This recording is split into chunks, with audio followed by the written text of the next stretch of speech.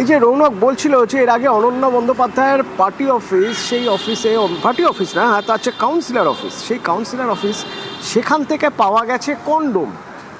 শুধু কন্ডোম না, সেখানে একটা রেট চার্ট, কার কাছ থেকে কত টাকা তোলা পাওয়া যাবে বা কার কাছ থেকে মাসে মাসে কত টাকা তোলা হবে।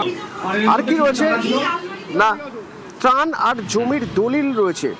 আচ্ছা, তৃণমূল কাউন্সিলরের অফিসে জমির দলিল কি করছে সে উত্তর যেমন মেলে না, তেমন উত্তর মেলে না যে কাউন্সিলরের অফিস, সেই অফিসের আলমারিতে কন্ডোম কেন। অনন্যার বিরুদ্ধে আর্থিক প্রতারণার অভিযোগ রয়েছে, তার অফিস থেকে একাধিক জমির দলিল উদ্ধার হয়েছে।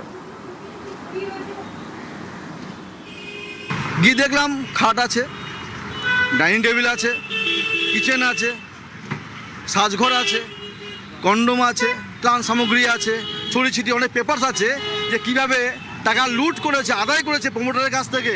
কারণ ওনার পেছনে একজন ছিলেন অরূপ বিশ্বাস, ওনার উনি ক্ষমতা এখানে শো করতেন, ঠিক আছে। গরিব থেকে শুরু করে ফুটপাথ থেকে শুরু করে বিল্ডিং অবধি প্রত্যেকের কাছ থেকে উনি টাকা তুলতেন। দোতলায় গিয়ে দেখছি যে ওখানে অনেক ফাইলপত্র আছে, সেখান থেকে এই ফাইলগুলো চড়ছে। তো এই ফাইল আজকে থেকে না, এই ফাইল 4 তারিখের পর থেকেই আস্তে আস্তে করে সরছে। জমির দলিল যেগুলো আর কি উনি বেআইনিভাবে দখল করে রেখেছে, সেই সমস্ত জমির দলিল, বিভিন্ন কন্ট্যাক্ট হয়েছে যাদের সঙ্গে, সেই সমস্ত কাগজপত্র এবং তোলাবাজির বিভিন্ন কাগজপত্র সমস্ত কিছু এখানেই। হ্যাঁ, ওখানে বেডরুম আছে, একদম ওয়ার্ড অফিসের নিচেই সাইডে বেডরুম আছে। তো বেডরুমে এমনকি বাংলার বোতলও পাওয়া গেছে, ওয়ার্ড অফিসের মধ্যে কন্ডোমও আজকাল পাওয়া যাচ্ছে, সেটা বিভিন্ন জায়গায়ও এরকম হয়েছে। এখানেও ছিল, এখানেও পাওয়া গেছে।